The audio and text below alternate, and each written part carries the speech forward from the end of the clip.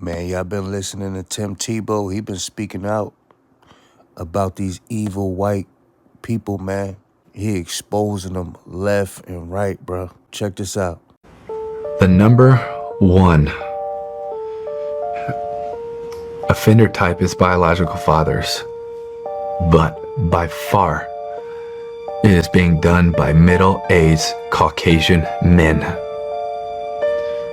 Many, over half of them, college graduates. Many of them are educated, good jobs. This isn't just who we're thinking about. Like they're technical savvy, and I think that it is time that we call them out. Like that, we can't stand by and stand back. Like we have to stand up and say, not only are we not doing our job as men, it's actually the opposite. Instead of being defenders and protectors of our families, we're hurting and abusing. And this is how you know there's a distinction between the evil, racist whites and the ones that's not evil and racist. Because you will have them speaking out on the injustices and the wrong that's going on. Evil racist white, he ain't gonna speak on no evil. Check this out. Box. For white people, there is no box. You leave blacks on an island, come back 1,000 years later, neither they nor the ants will have achieved anything other than what you left them with. You put white people on an island, and before the 1,000 years is up, their airplanes will land, and they'll visit you. Powerful words. Thank you for the conversation. You see how the guy on the right, he ain't even correct him or nothing. He ain't even say, oh, you shouldn't think like that, man. He ain't correct him at all. These people, they on one accord with each other. A lot of them think of us as peasants. They think that we're the scum of the earth. They think that we're not intelligent. They think that we animals and stuff like that, y'all. I'm telling you. It's this movie called Goodbye, Uncle Tom. Y'all look up that movie, y'all. Check this other clip out by Tim Tebow. Watch this. He's speaking out. Check this out. They mad. They mad at Tim Tebow. Watch this, y'all. Every red dot on that map is at least one unique IP address of individuals downloading, sharing, distributing child abuse images under the age of 12. And there's over 111,000 of them just in the US of the last 30 days. Sean, it's right here in our backyard. 55 to 85% are also hands-on offenders, and your average offender has 13 victims in their lifetime. 13 victims. And one of our hearts is to get the Renewed Hope Act passed through Congress, because it takes the law enforcement officers right now and victim identification officers, there's 7 of them. There's how many? 7. Seven people to... Yes, they want to get the Renewed Hope Act passed because it would take it from 7 to 200. And now we have a much greater chance if we have all of those officers that are trained and equipped to be fighting against this evil. And again, that's the last 30 days. He don't even understand a lot of the people he fighting against. Them same type of people, they haven't been caught yet.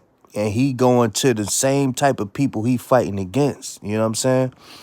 And they ain't got that background with the PDF mark on their house and all of that stuff. A lot of them is in high places and they haven't been caught yet. And that's something that he don't even realize. So them people that he fighting against, he going to talking to them. You know what I'm saying? A lot of those people who was abused growing up, man, they getting older now and they know. They know, like, dang, yo, all my people are wicked. And they did this to me when I was young. They did this to me when I was young. They speaking out, y'all. I'm telling you.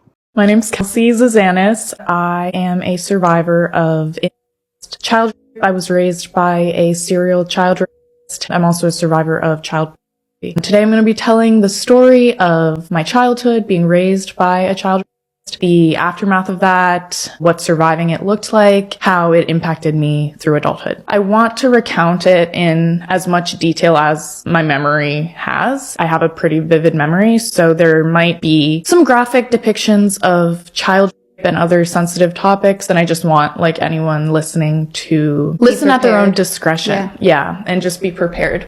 Listen, there was a statistic done about like law enforcement, people at city council, lawyers, and all of them. Those are the people that be doing a lot of evil in their houses, y'all. And they know who each other is behind closed doors. But the good people that's in these high places, they don't speak out because they in fear of losing their job. They're in fear of losing their career. So that's why they don't speak out on the injustices that's going on that they know what's going on. Like when they get in their locker rooms, like some police officers, they get in the locker room and all of that stuff. They be telling their stories of how they booked this person and, you know, how they booked that person and punched this person in the face and all of that. But yeah, I'm telling you, some of them speak out. Check this out. 14 police officers were terminated. 1, 2, 3, 4, 5, 6, 7, 8 resigned under investigation. And then there's appeals. And you know what you do? You strip my funding. Yeah. Are you going to pay the attorney all the money that I already owe them for the bad cops that the Civil Service Board, where we're going to be here tomorrow, and none of y'all going to be here. And y'all sitting here trying to deal off these people's emotions, and some of y'all the problem. Jen Rocker, you sit there, defund the police department's budget from a legal standpoint, and then come here because I don't have legal representation and I got to play lawyer to fight these bad actors. Let's talk facts.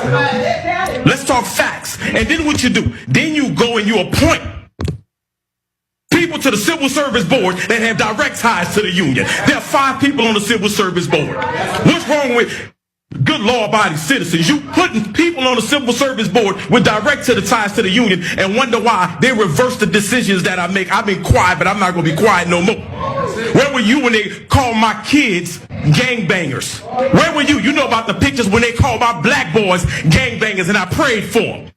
When the former chiefs of police sit down and share pictures of me and my girlfriend, and I prayed for them. Where were you, Mocha? When they went to Texas, to the camp, they called me because I was trying to bring reform in this police department. Where were you then, speaking up for them? Don't sit here and play like you don't know about this group of bodies that's trying to force the mayor to sit there and fire me for lies and say I only discipline white folks, which is a lie. Don't pretend like you don't know that. Don't pretend like you don't know that. Talk about my little black kids, and I prayed for y'all. You think they care about what that man talking about? No, they probably sitting up there on that podium laughing inside because they know they got the power to do whatever it is they want to do and get away with everything. Y'all let me know what y'all think in the comment section, man.